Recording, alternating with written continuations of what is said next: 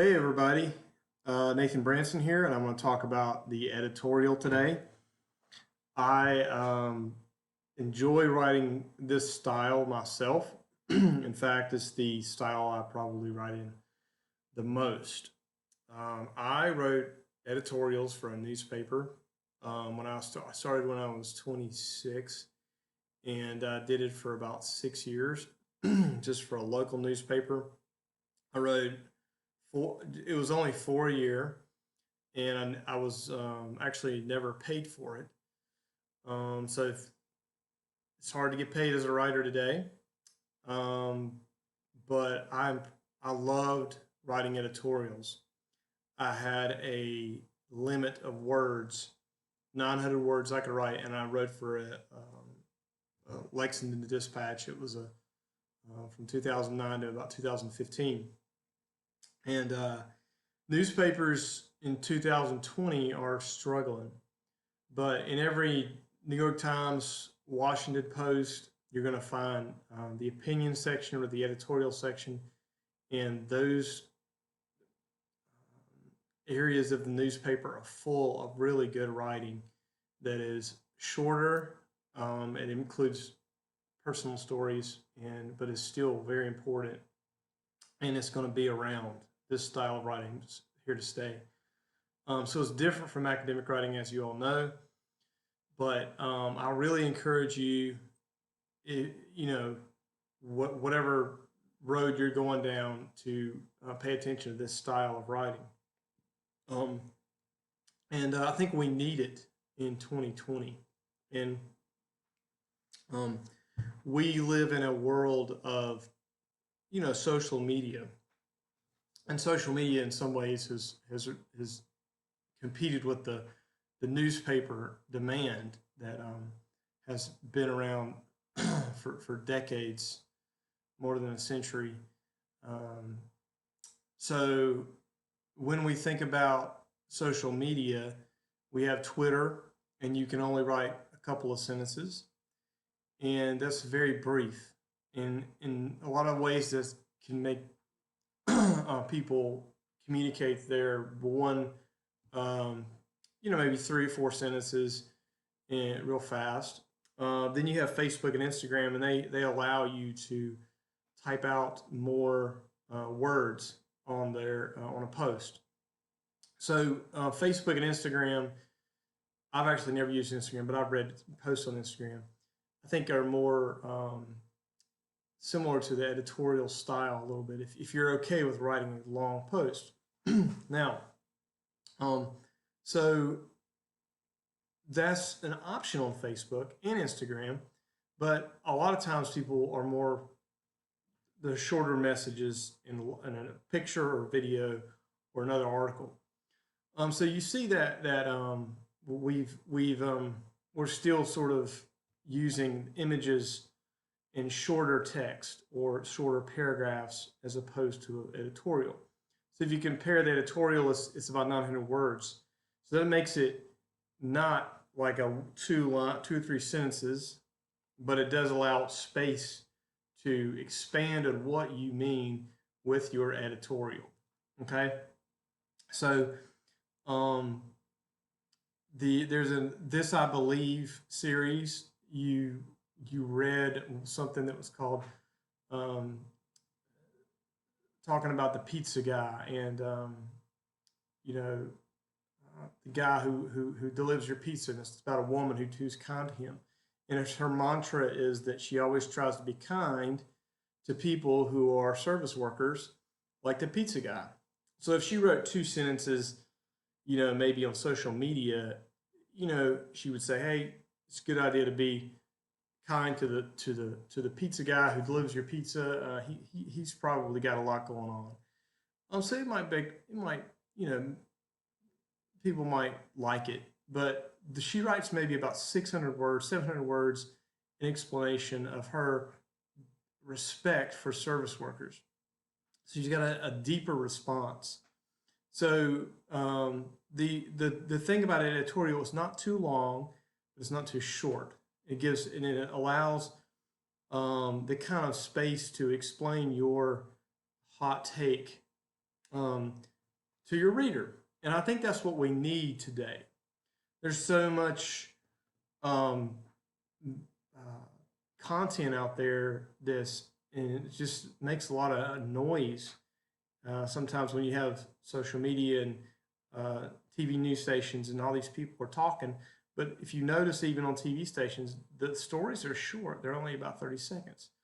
So it's what we need in our culture today is opinions and claims and stances that are explained in detail, as opposed to just something that's brief. And sometimes it has a sort of like defensiveness or snarkiness about it that is very um,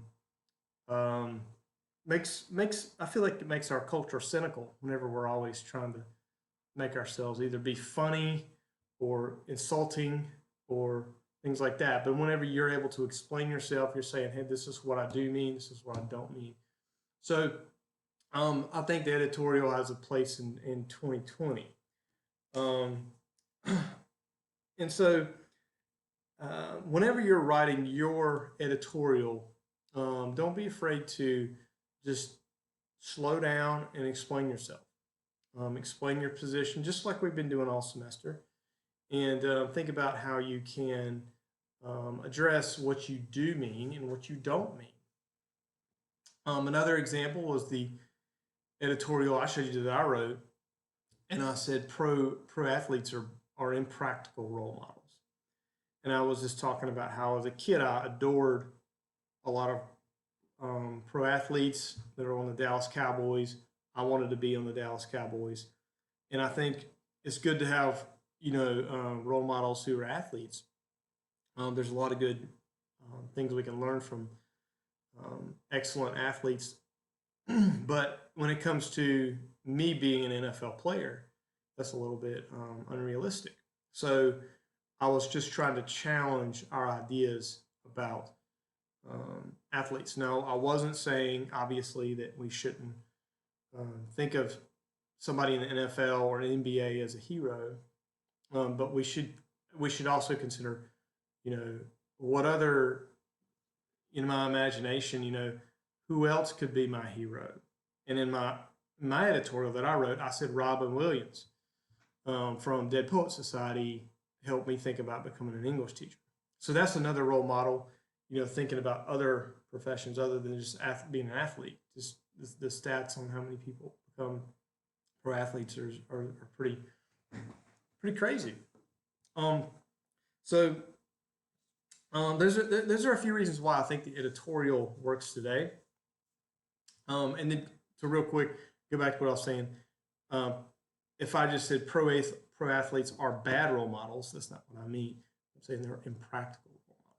So for me to have the space to explain myself, if I've made a meme, a meme takes up a lot of space on social media today. And if I had a picture of LeBron James and just said he's not a good role model, that's not what I mean.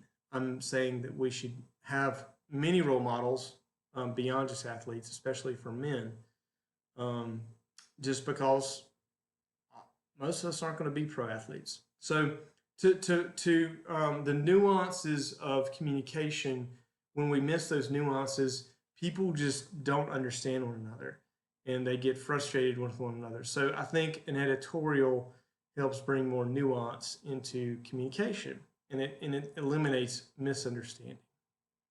And so people are going to be like, oh, I see what you mean. I agree with that, as opposed to, oh, so you don't think kids should wear a LeBron James jersey? That's not what I said. Okay. So I think we need more space, but of course we don't want to write a super long entry or a super long essay where it's so long. So it is concise too. So it was good for me when I did editorials for the newspaper that I could only write 900 words. I couldn't write more than that. So I was always getting like 890 words. I would write all the way up to as many words as I could because it's got to be concise. So those are some reasons why. Why is the editorial relevant in 2020? And so if you're watching this video right now, I want you to think about how you can continue this style of writing, and as you move forward, as you talk to the world about what you care about, and what you believe, your anything you really care deeply about. Think about how you can use this on a personal level. Um, so for me, that's how I write on my blog. A lot of times in the editorial style, and the great thing about it is you can include your own personal stories, like I did with the pro athlete thing. I talked about how I wasn't a star in football. I played, but I wasn't starring, so I wasn't going to go to college and play, Division I college football. So what are some other tips on this? First of all, I want you to know the same things we've talked about, introductions and conclusions. I expect, as I said, to have an introduction and a conclusion. In the middle is up to you on how many paragraphs you want to have, but you need to have at least 2 reasons that support your main claim. So that means you might tell, you could tell 2 stories within your body paragraphs, but then you could have two extra paragraphs. You might have 4 body paragraphs to explain your point. So one essay in this class might be 6 paragraphs for the editorial. Another one might be 4. That's okay. So I don't have a certain number of paragraphs in mind for you, other than you just need an introduction and a conclusion.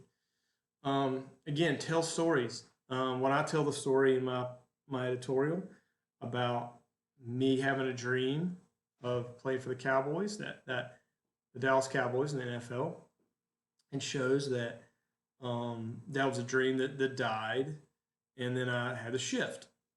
So it gives a reason to why I believe pro athletes, kids need other role models other than just athletes. And that honestly that was me. I just like athletes a lot. Think about whenever you write your claim, you want your claim to be something that someone would disagree with, but not something but also something that's very clear to what you mean. So for me, if I said something like, we should consider teachers role models, most people would agree with that, right? But if I said pro athletes should not be are impractical role models, then that might make people have more of an argument. I don't want you to have a clickbait type claim or title, but I do think that you should consider, what you are, what your claim sounds like. Would people want to debate it? If you say something like, people eating vegetables is important, it's just not going to be the kind of editorial I don't want to read. So you want to come up with something a little bit more catchy. So you do want to think about something catchy, but you don't want to think about something that misrepresents what you are really trying to say. Or another one might be say something like, people need to exercise more in America today. That's not going to catch my attention. People need to exercise in America. Okay, we all know that. So think about some other way to say it so that your reader actually wants to read it. We in America, we all know what we're supposed to. We all know that we're overweight. We don't exercise enough. We need something a little bit more, address it at an angle that's more interesting. Another thing, if you're trying to think about how can I expand my editorial, think about what excuses people are going to make to either not do what you're saying or to disagree. As we've done all semester, think about anticipating what the opponent is going to say. So if you're thinking about they might disagree, name that particular reason, and then maybe give some reasons why, or a reason why that might not be the best approach. Or if you're talking about trying to get people to exercise, address why people don't exercise, and try to address those excuses. We're all tired. We all just want to watch TV and eat ice cream. Just don't feel like it. There's all kinds of reasons. Now, how do you address those? How do you address those temptations of modern life that make us not exercise? So think about excuses and reasons from the opposing side, and then address those in your particular editorial. Um, and think this is my last point. If you want to expand, also think about defining your terms. Okay, so we live in a time again with all this noise and people talking and talking and talking through social media and TV and media in general. Um, we a lot of times we use phrases and terms and we don't define what we mean. One of the ones that I think is very that is used a lot today, and people have slightly different definitions of it as racism. So, um, racism, people say, well, that's racist. Well, maybe you want to define what you mean by racist. Um, so, we want to make sure we're on the same page of what is not racist. Um, and the same thing with when you're talking about politics, conservative, liberal. A lot of times people throw those terms around. Sometimes you might want to avoid conservative, liberal, and just um, be more specific about what type of person you're talking about or ideology you're talking about to make sure you're clear on what you mean. So define your terms. When in doubt, define your terms. If we're talking about we need peace among people, are you talking about inner peace? You talking about national peace? You talking about peace between you and your friends or your family members, or what kind of peace are you talking about? So be specific. Okay. So again, all that to say, the editorial is an incredible way to communicate beyond just academic essays, and I hope that you have enjoyed the video, and feel free to email me if you have any questions about how to improve your style of writing with the editorial. Thanks.